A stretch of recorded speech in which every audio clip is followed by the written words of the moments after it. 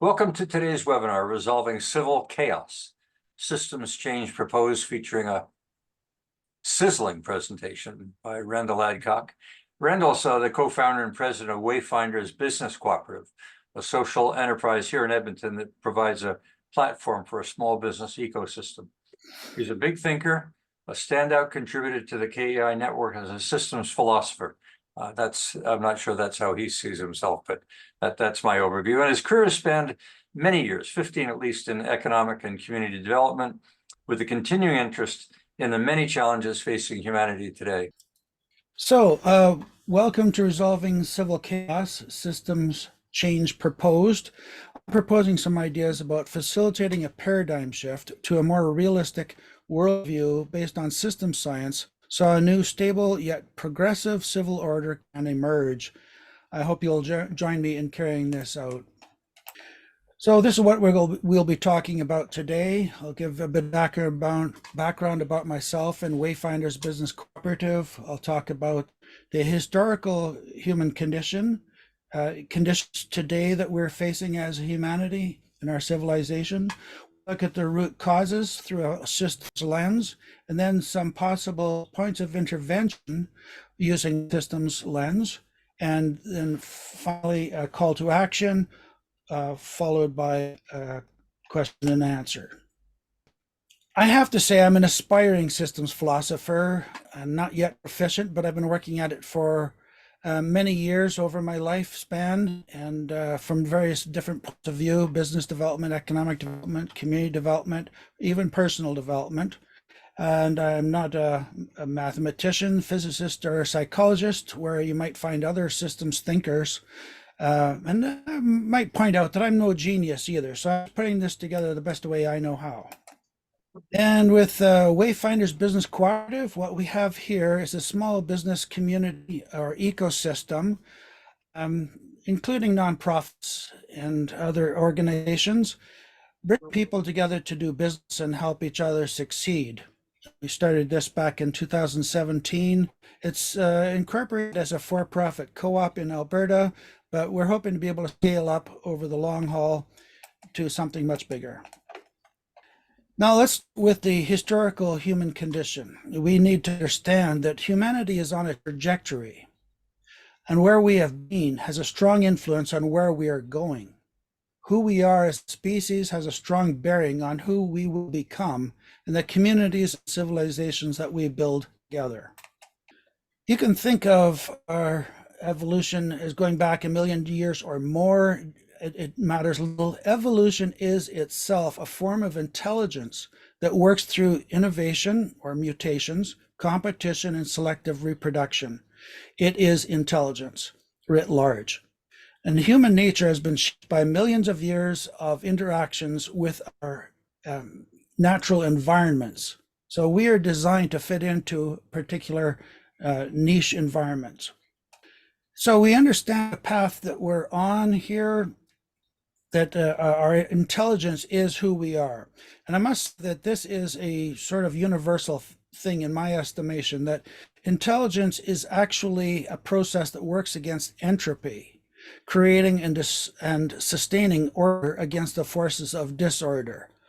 A very deep and abstract understanding of intelligence, but I see it as the alternative, essentially, to entropy.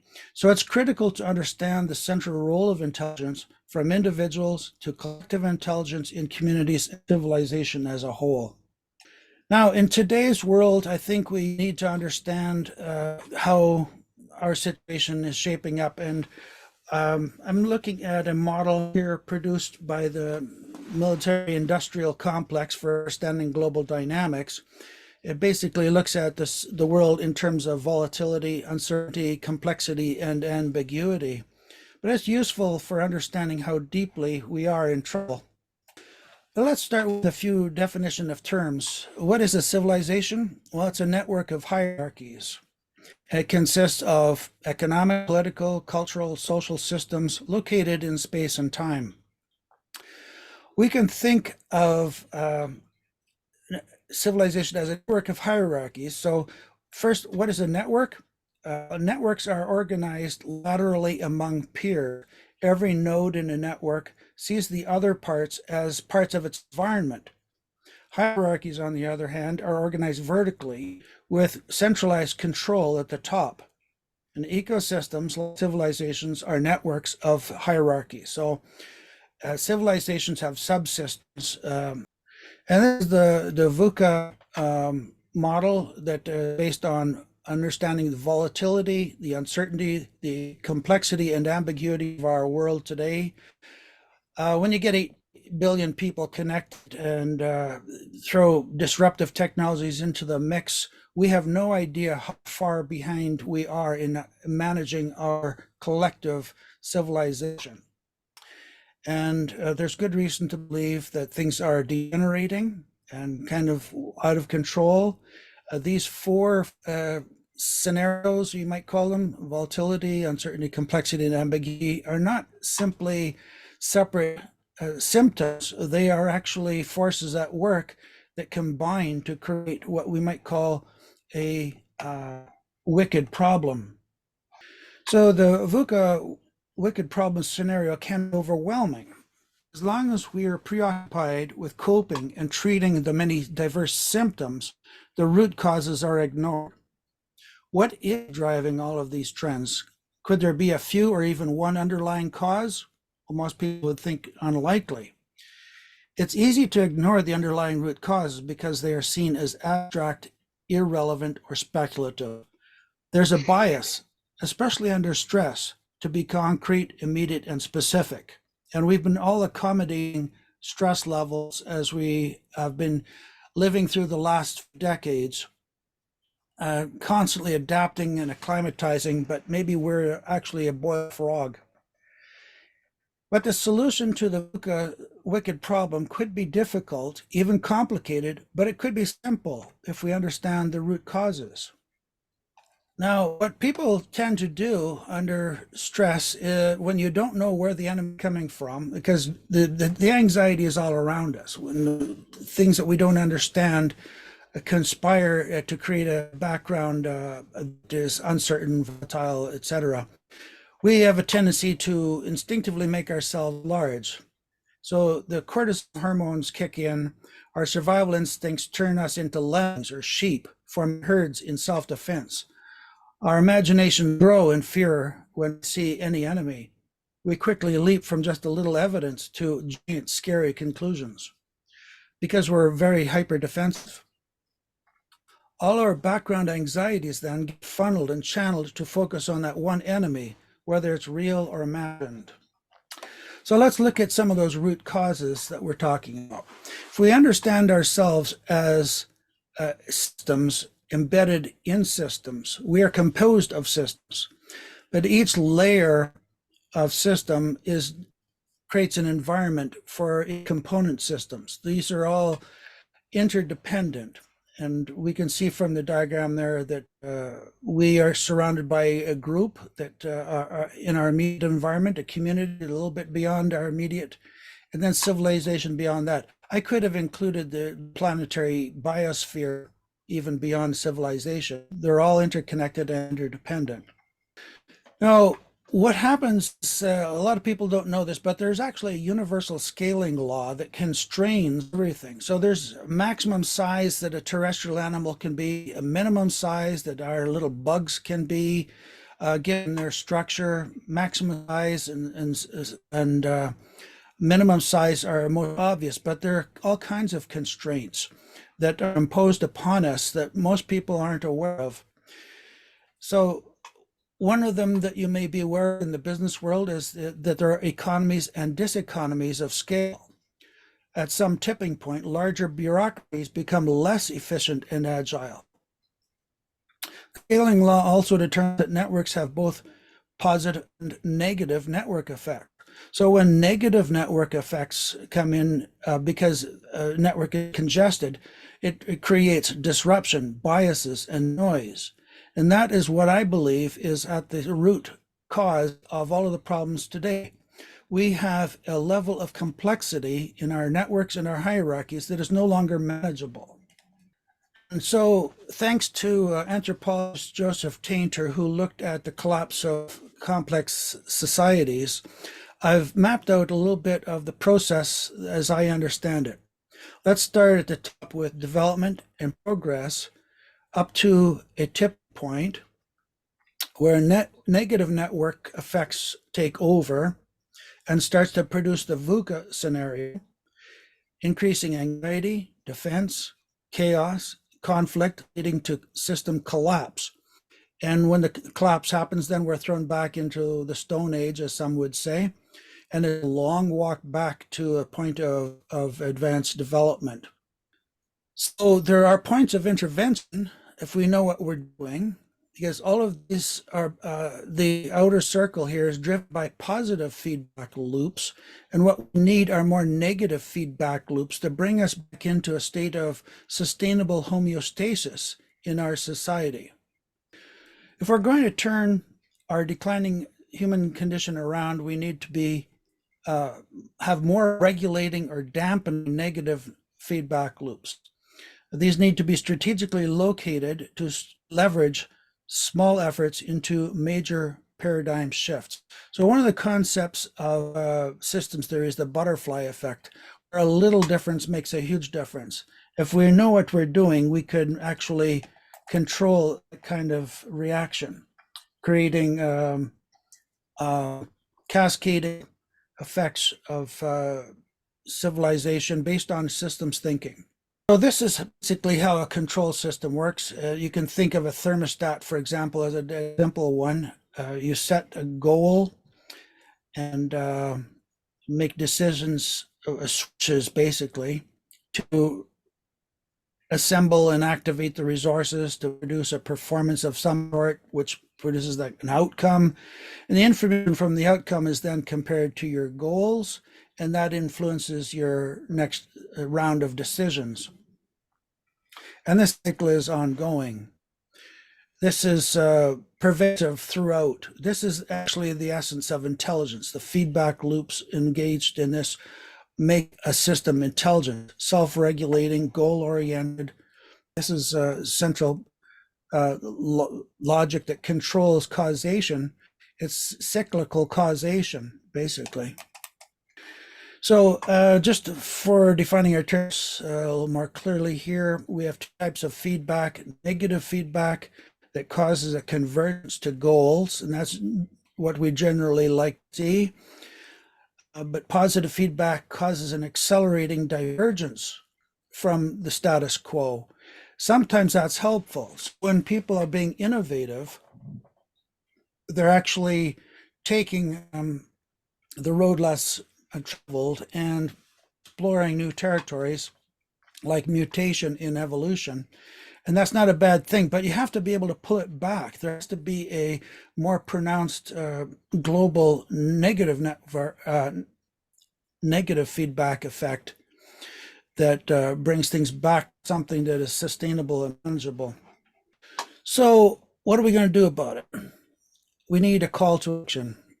How long can our situation carry on? Some people look around the world and we see a lot of collapse and conflict and just impending disasters, politics of all kinds. And it's not just politics. Some people talk about a moral decay.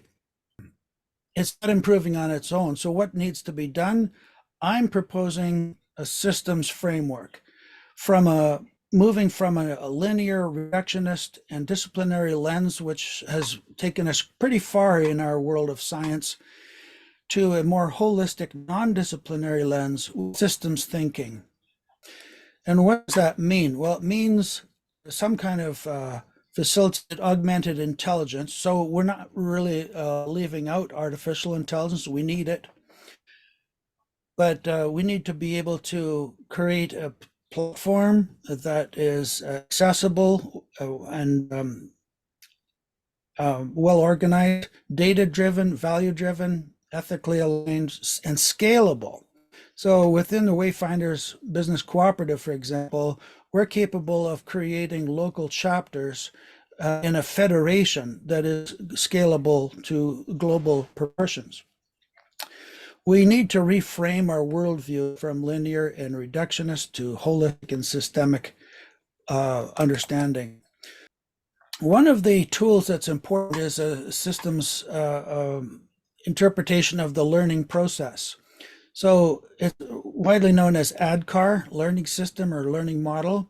We start with awareness. We need to create an awareness of the underlying root causes of the problems today using the systems lens, create a desire for people to learn and to take action, to learn about systems thinking and how to apply it, then provide the knowledge, the understanding of how systems work, the ability then to manage things with that knowledge and get reinforcement. That is, recognize the rewards from using this approach.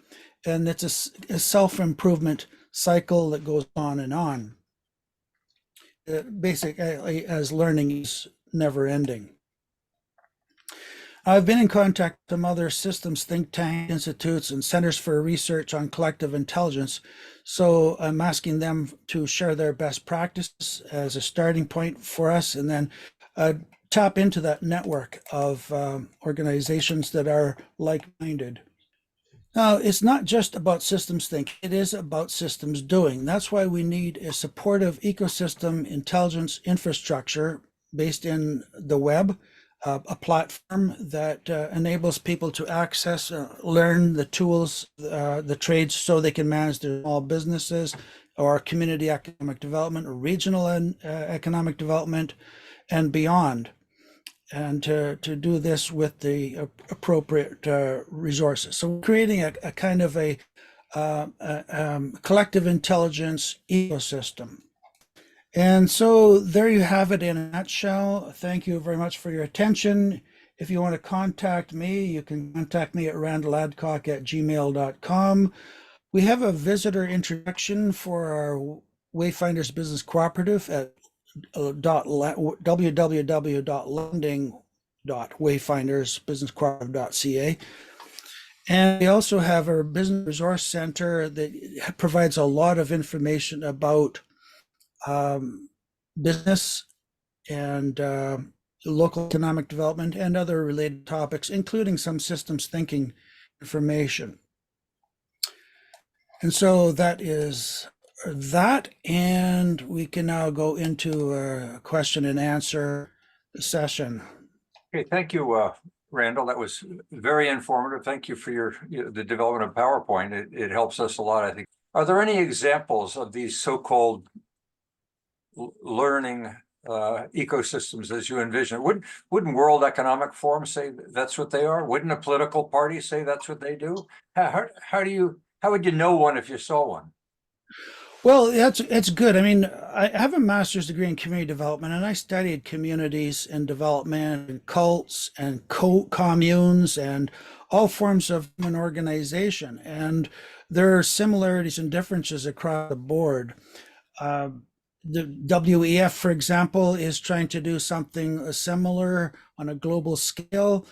I think that it's a more appropriate approach is to start with the individuals on the ground with their small businesses, with their local economic development groups, business associations, chambers of commerce, etc., where the wheels hit the road. And that way, the ordinary people will be, let's say, in control. And that's partly why we chose to go with Wayfinders as a cooperative, so that each member is a shareholder, a voting member, and it's a democratic organization. We want engagement.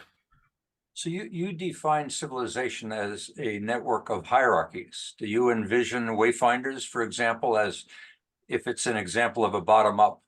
Are you ultimately interested in developing a hierarchy?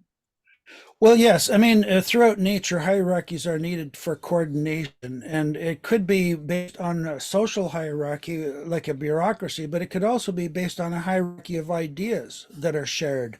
If we all understand and shape our worldviews according to a systems lens, then that becomes the controlling hierarchy and not political position or social status.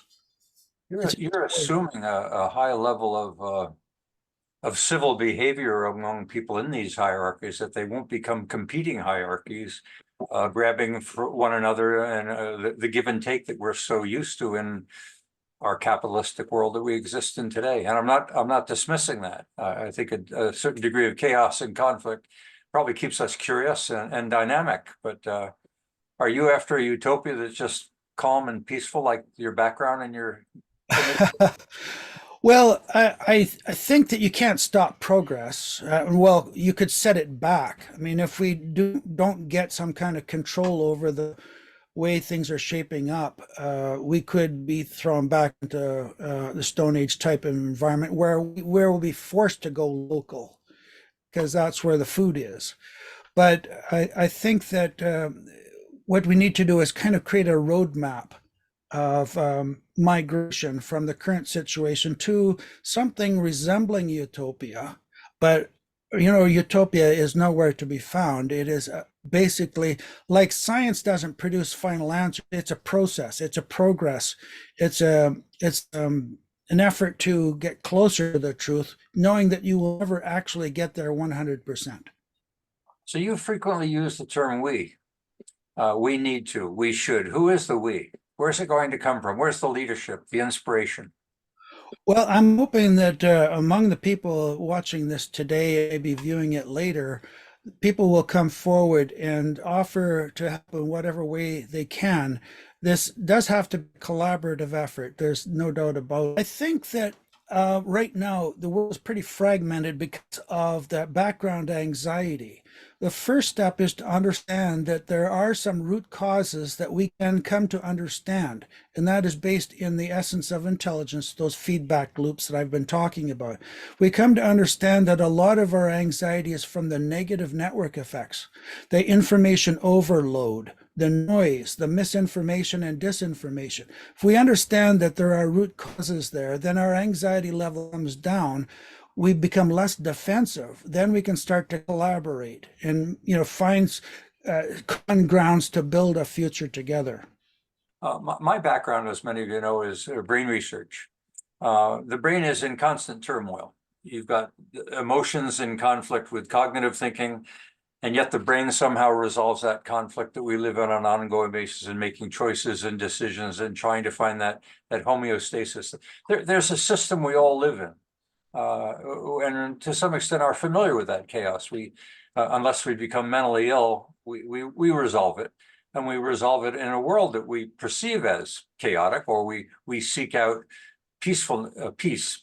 That's often been in the context of a family. Do you think the deterioration of the family, the small size of families today, the fact that there's so much egocentricity in the world of smaller families where there's not that give and take of the past, more giving and taking, but in a social context? Are parents and is parenting failing us? Well, I think that all those problems with the family and community and workplace are all symptoms of the underlying over complexity of our society. And when I go back to, one again, quoting Alvin Toffler, who talked about future shock. When people are suffering with information overload, they go into a state of shock and be defensive. That is why families are failing. That is why communities are failing. And then until we understand that we need to pull ourselves back and reframe the way we see our world, we're going to continue with that struggle. And I don't see other alternative than a collapse. At one point, some leader in the world might push a button, or there will be conflict that everybody gets drawn into. The line in the sand is drawn, and you're either with us or against us on a grand scale. These are very real possibilities that many of us to deny because it's too scary. We've talked about the impact of artificial general intelligence and how scary that is. Some of these things are just beyond our ability to comprehend, and they're terrifying us. So we can become in denial to try to cope with that scary reality.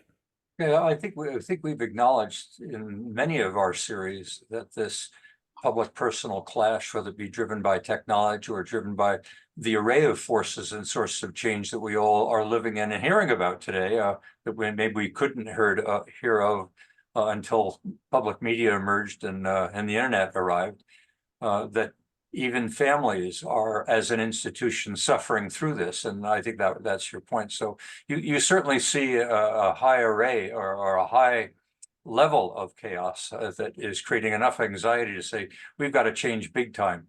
Yogi, Mel, a point you want to make. Yogi, why don't you go first?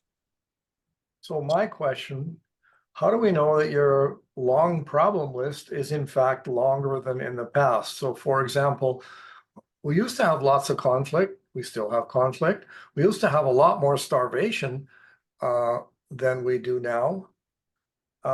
Established media and social media have certainly made us continuously aware of these problems. So is there a change, or what would you point to suggest there is?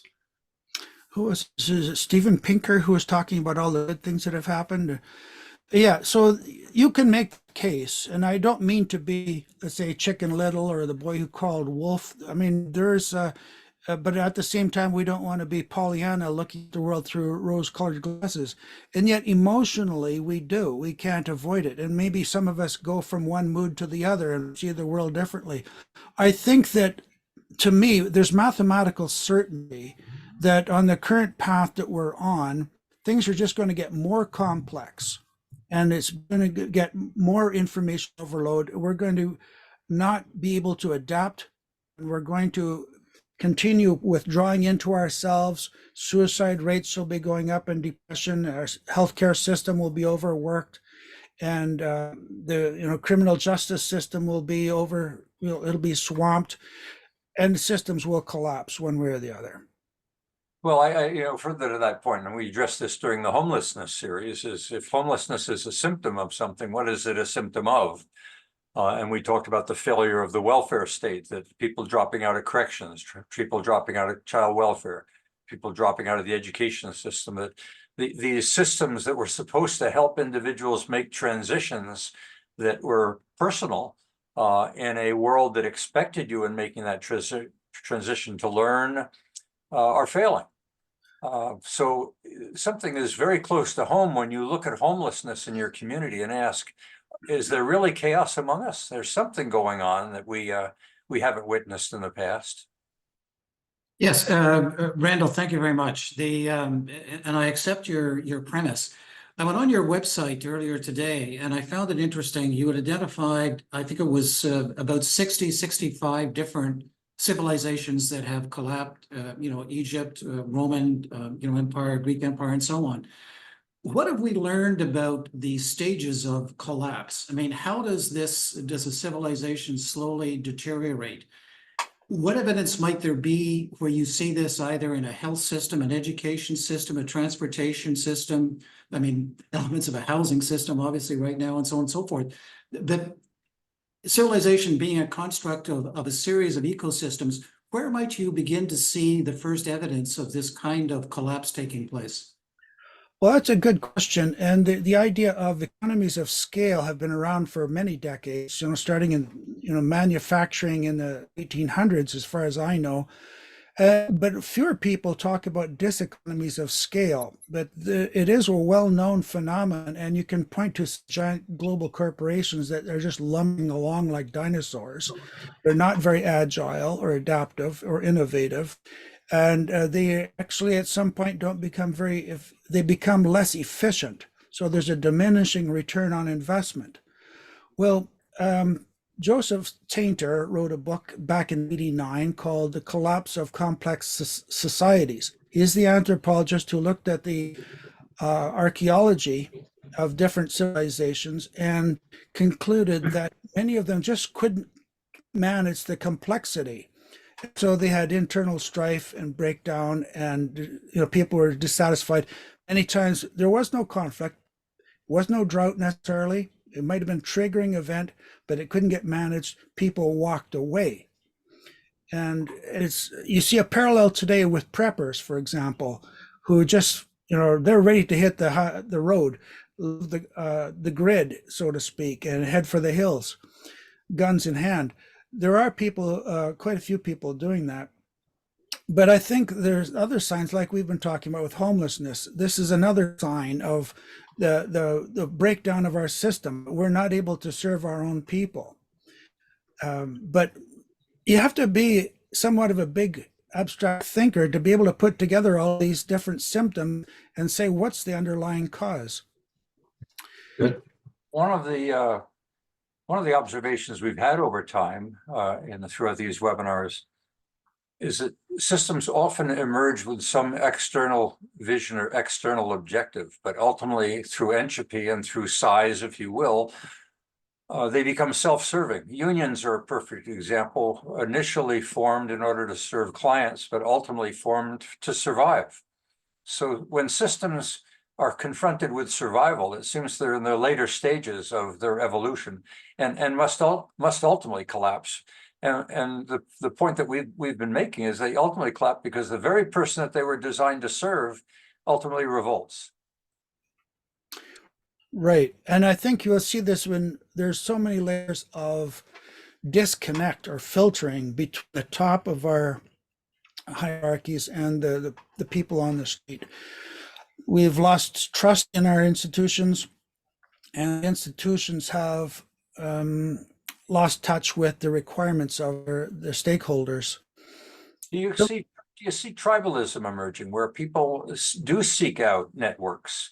And I guess that's called tribalism. It often is associated with it as some element of violence or preservation or winning or versus losing. Do you see that? I mean, witnessing what's going on in the US, for example, and I guess to some extent here in Canada, these political systems that we evolved at one time to work collaboratively towards some end seem to have just become combative. Yeah, I think there's a lot of fear driving people to hierarchies. And I think this is an instinctive response. In tribal warfare, when there is a threat from outside, you beat the drums, you shake the spears, you gather your warriors, you go through dance and exercises to kind of bring everybody together in line, in harmony, in synchronicity, and bring out the best talents for strategy or for hand-to-hand combat. Everybody's got a role to play, and you follow the leader. That's where the hierarchy at that level really works, because you do need that kind of coordination, following a coordinated game plan.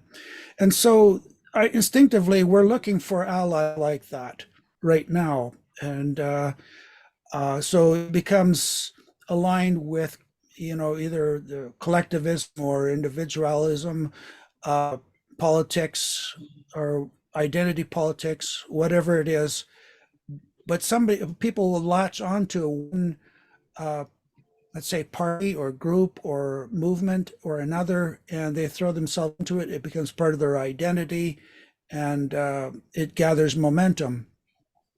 Well, the former Council on Technologies, which formed in the belief that technology was going to emerge in order to fill these gaps, that technology would emerge in order to enable us to handle the chaos. Now, Jeff Kramer has raised a point. Jeff, you want to elaborate on this? I think that if technology emerges to try and simplify, but also brings complexity because it forces change, we celebrate technology or we fear it, but it is one of the drivers of these transitions. You want to add any further to this, Jeff?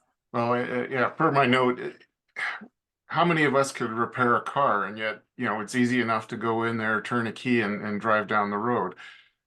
So we are dependent upon numerous technologies that are quite advanced, and yet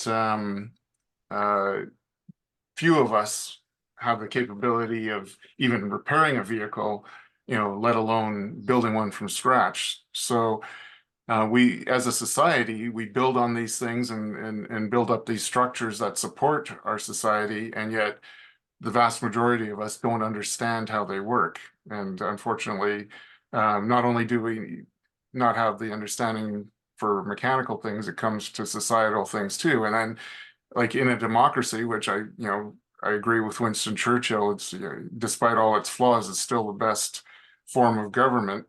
we get leaders that don't understand these things and don't understand economic policy, and then we end up in this situation. And unfortunately, we don't have a method that calls out the BS from the fact. If we had some sort of independent gauging system that said, these are, I mean, the media is supposed to do this, but these are out and out lies. For instance, the Washington Post was tracking how many lies Donald Trump said while in office. And yet people don't accept that for political reasons, or they think that the newspaper is being politically manipulated. In Canada, we have the situation where the government is actually funding the news organizations. So, how reliable can they be?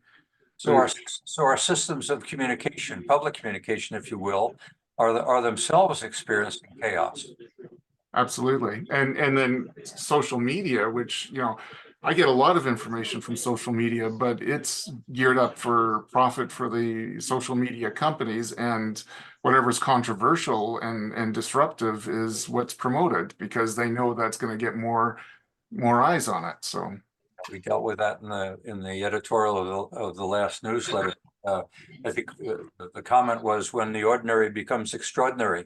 What we chase in the media is the extremes, and that's what our kids learn. Is that kids learn that we live in a world of chaos and a world of extremes. When do we celebrate the ordinary? I respect that our technologies have made our world more complex as well as more convenient. The thing is, over the last couple hundred years of the history of science, we've evolved disciplines: physics, chemistry, biology, social sciences, psychology, etc. And each of them separately discovers feedback loops. They call them something different. So what confuses things is the fact that we have all these different names for the same phenomenon. A negative feedback loop or a positive feedback loop. If we understand those, we can start to see them. You'd be able to understand the electronics of your car a whole lot more easily if you understood the basic fundamental processes. You'd understand the biology of how our bodies work and our health, manage our health concerns better.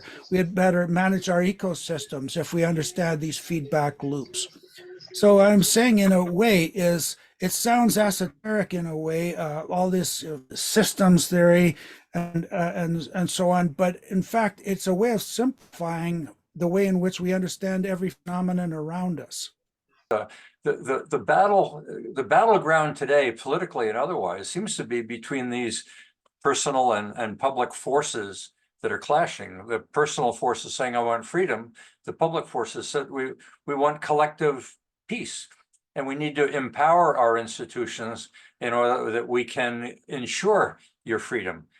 There's a lot of skepticism as to whether or not any system allows and encourages personal freedom. Well, the way I understand the world of politics, it's a false dichotomy between left and right, between collectivism and individualism. There's no way that the world could function at one pole or the other. It has to be always a combination. We're social animals. You're always working with other human beings. There's always collaboration. And if you think you're can give yourself full credit for all your accomplishments, well, you're probably a narcissist. The thing is, I think if we take a more philosophical system view, we'll see that a lot of those dichotomies dissolve, disappear, and they're no longer grounds for the political polarization that we see today. We can see really what we really need is to manage systems so that works for the totality of humanity with all of our diversity. I believe that nature created the diversity among us for a purpose. It functions in our ecosystem. It was more clear when we were in small hunting and gathering, foraging societies, when people knew each other from cradle to grave, the families and the backgrounds. They knew who they could call on for getting things done. But and you had tolerances because there was a codependency, but a lot of that is lost because of our modern virtual reality where nobody really knows anybody else. Well, there's a clear distinction between cultures as well. I've alluded to the fact that some time spent in Japan, they were startled at the degree of independence which we pursue as a society, where they as a society embrace that collective action. Dawn, you have a perspective you'd like to share with us. Go ahead.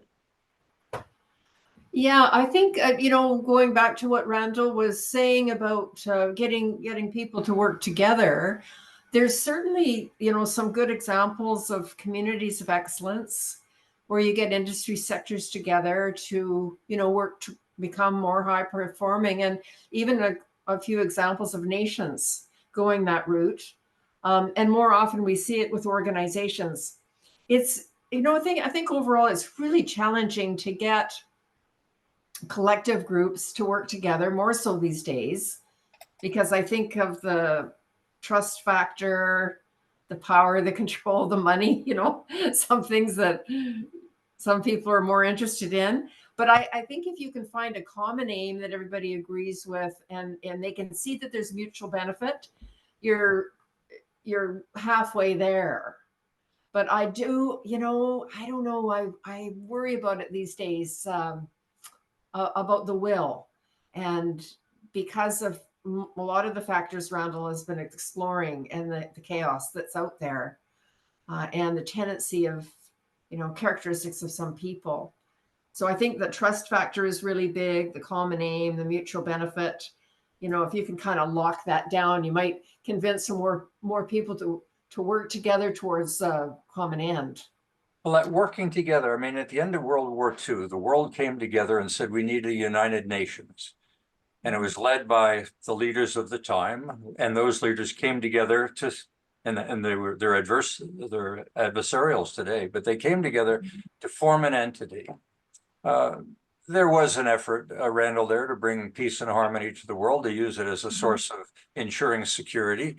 And yet, either through entropy with all of the nations that now belong, and it seems to be unable to take collective action. It's also suffering from entropy. But the chaos at the end of World War II, we had collective action toward a common end. The chaos which we're experiencing today is from all over the place. The forces of such chamber, socio-demographic, they're environmental, they're economic, they're technological. The chaos seems to be coming from everywhere. There is no single enemy. Well, yeah, except at an abstract level, it is complexity itself and the negative network effects that create noise and confusion. And anxiety shuts our brains down. And so we can't manage any of those subjects that you're talking about. But Don did mention some successful types of organizations, and we do need to study them and see how they're able to overcome all the different interests and stakeholders and make the compromises successfully that are needed, and so on. Well, in the face of chaos, the first thing that happens is uncertainty. And in the face of uncertainty, you seek out knowledge. You seek out knowledge through others, through ChatGPT that becomes your newfound friend, in the effort to restore simplicity, at least awareness, is in fact the arrival of artificial generative intelligence arriving at just the time that we're searching for. Well, yeah, and I've given some thought to that, and I don't know what to think yet, because Let me interrupt for a second, because I interviewed Richard Sutton this week.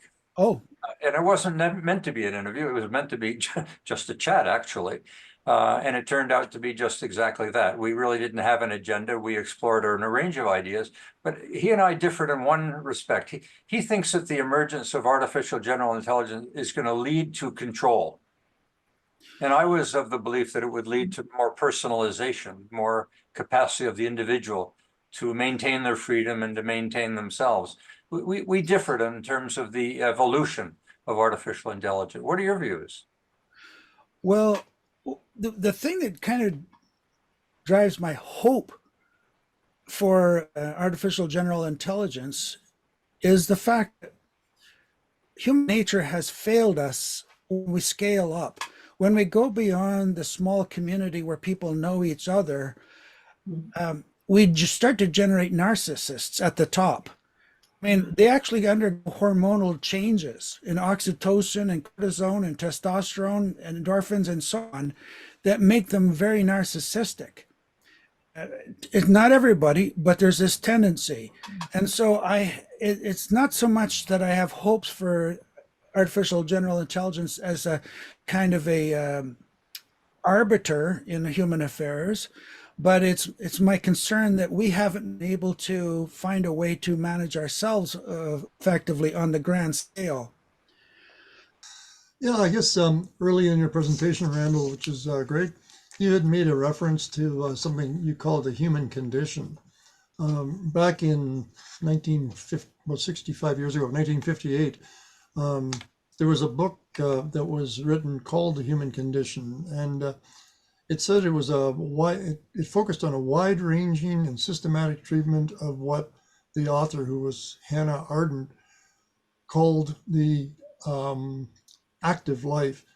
She defended the classical ideas of work, citizenship, and political action against what she considered a debased obsession with mere welfare. There's in my comment there, I put a reference to a URL, humancondition.com. There's a long presentation there by a guy by the name of Jeremy Griffiths, who's a biologist from Australia. And I listened to maybe about half of it, and I got I don't want to say a different opinion or whatever, but I'm just trying to put it all in context of what you're saying. Is there any relationship, or is it just coincidence that you're using the same name, human condition? Well, I think the convergence comes from a kind of mindset that he has. I don't actually follow. I have seen a video, or at least portion of a video that he's put up on YouTube. I think that we have similar brain styles and look at the world in similar ways as far as that is concerned. I don't know enough about his particular worldview to say where the similarities and begin and end. But the human condition is something that I've always, that's just part of my brain style. You know, my first degree is in philosophy and sociology and so on. And that's the lens through which I've seen the world my entire life. Mm-hmm.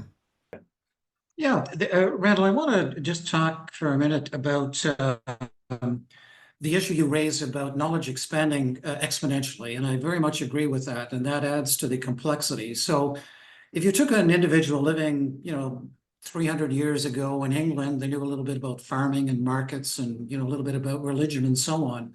But the knowledge explosion is such that even in the domain I'm interested in of new technologies, I just can't keep up with it. And then you go all of the relevant information that you should be adept at understanding as a citizen, and it's incapable. As a result, you're kind of positing the view that, and I agree with it, that individually we're increasingly ignorant, and I absolutely include myself. So the issue is, how do you have a society function when its members are increasingly ignorant?